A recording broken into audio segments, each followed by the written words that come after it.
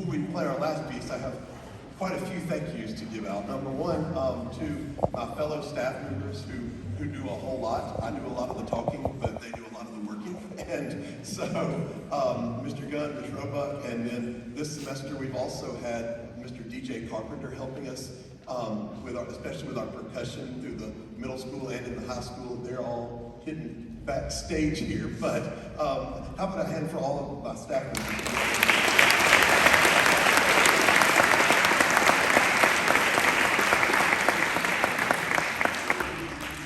We also have an incredibly wonderful and supportive administration, and I say this at every concert, but I've worked at 2 other school districts, and that's not always the case. It's not always the case that you have principals that support you every day and come to your concerts, and it's not always the case that you have facilities and the things that we have here in Oxford. We're incredibly blessed to have all those things, and that your children don't pay hundreds of dollars every year to be in the band. So thank you so much. I see Mr. Ferguson in the front, to our administration here at the high school that support us every day. I see Mr. Robertson in the back there. So thank y'all so much for all that you do for us and for our students.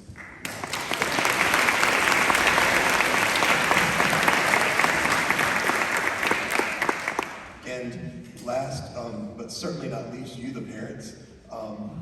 Thank you so much for, number one, encouraging your children to be a part of band. I think it's one of the most worthwhile things that your child could possibly do. And I also know that this is Oxford and there's 5 million things that they can do, which is a really great problem to have. I guess not problem, it's a really great thing to have.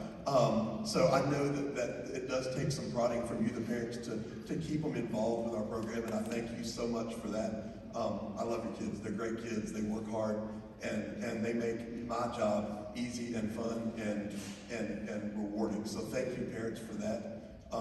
Thank you for encouraging them to keep going. There's a couple other things I need to say.